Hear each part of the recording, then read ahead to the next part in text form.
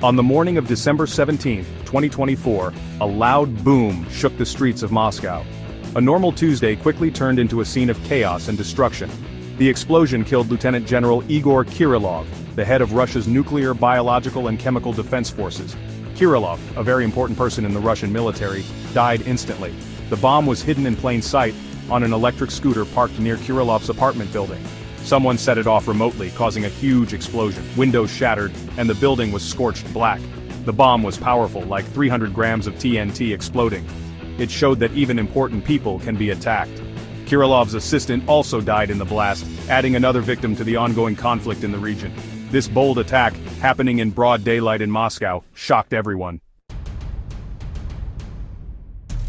Right after the explosion, Russian officials blocked off the area and started a big investigation. The main Russian investigation group called it a terrorist attack.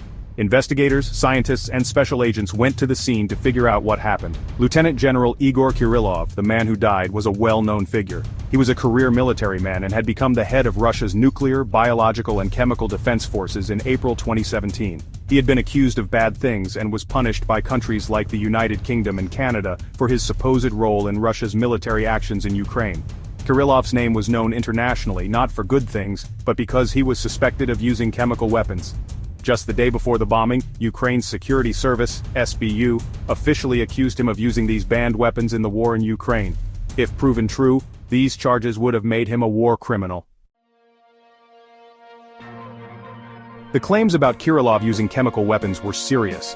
Groups like the US State Department had said Russia used banned chemicals in Ukraine. In May 2024, the US said Russia used chloropicrin, a chemical weapon from World War I, against Ukrainian soldiers. The SBU said Russian forces, led by Kirillov, used chemical weapons over 4,800 times since the invasion started in February 2022. They said Russia used special grenades that release a dangerous tear gas. Russia denied these claims, but they made the war seem even worse and hurt Kirillov's reputation. The bombing that killed Kirillov wasn't the only one. On December 9, 2024, a week before the Moscow explosion, a car bomb exploded in Donetsk, a city in eastern Ukraine controlled by Russia. The target was the head of Olenivka prison, a place where many Ukrainian prisoners died in a missile attack in July 2022. The Donetsk bombing, while not as big as the Moscow attack, showed how dangerous things were becoming.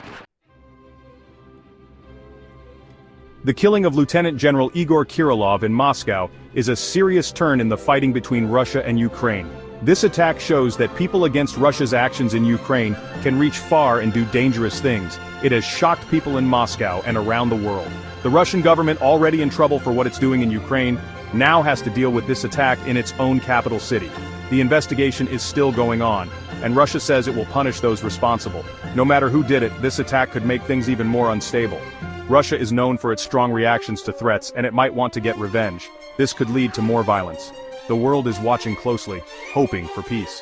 The death of Lieutenant General Kirillov reminds us of the terrible cost of war and the urgent need to end the fighting in Ukraine.